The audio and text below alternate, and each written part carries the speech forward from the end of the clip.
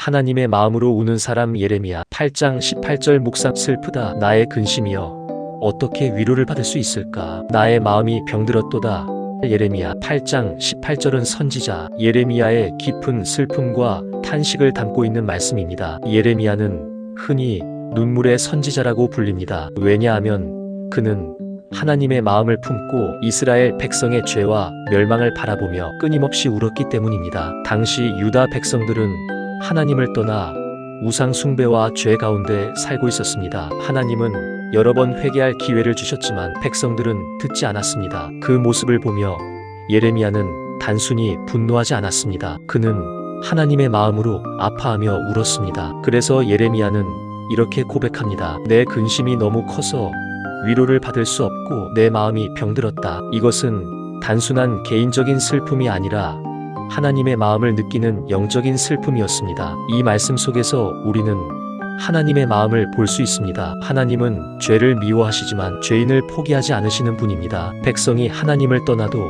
하나님은 여전히 그들을 사랑하십니다. 그래서 하나님은 선지자를 통해 울고 계셨습니다. 예레미야의 눈물은 사실 하나님의 눈물이었습니다. 오늘 이 말씀은 우리에게 중요한 질문을 던집니다. 우리는 하나님을 떠난 영혼들을 보며 어떤 마음을 가지고 있는가? 세상의 죄와 아픔을 보며 마음이 아픈가? 아니면 무관심하게 지나가고 있는가? 하나님은 지금도 잃어버린 영혼 때문에 아파하시는 분입니다. 이 말씀을 통해 우리는 세 가지를 적용할 수 있습니다. 첫째, 하나님의 마음을 구해야 합니다. 신앙은 단순히 지식을 아는 것이 아니라 하나님의 마음을 느끼는 것입니다. 하나님이 아파하시는 것을 나도 아파하고 하나님이 사랑하시는 것을 나도 사랑하는 것입니다. 둘째, 잃어버린 영혼을 위해 울 수 있어야 합니다. 우리 주변에는 하나님을 모르는 사람들, 상처 가운데 있는 사람들, 믿음에서 멀어진 사람들이 있습니다. 그들을 정죄하기보다 기도하며 품는 마음이 필요합니다. 셋째,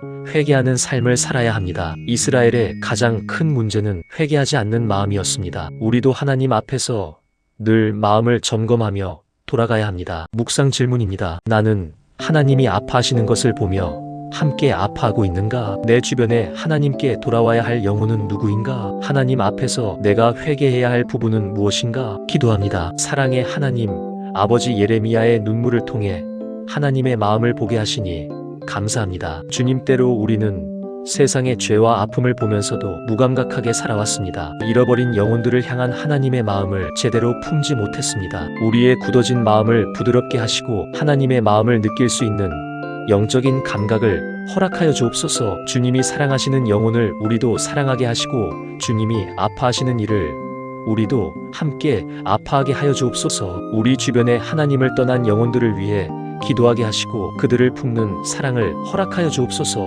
또한 우리의 삶을 돌아보게 하시고 회개하며 하나님께 더 가까이 나아가게 하여 주옵소서. 오늘도 하나님의 마음으로 살아가는 하루가 되게 하시고 예수님의 사랑을 전하는 삶이 되게 하옵소서. 예수 그리스도의 이름으로 기도드립니다. 아멘. 구독, 좋아요, 팔로우는 다음 영상 만드는 데에 큰 힘이 됩니다.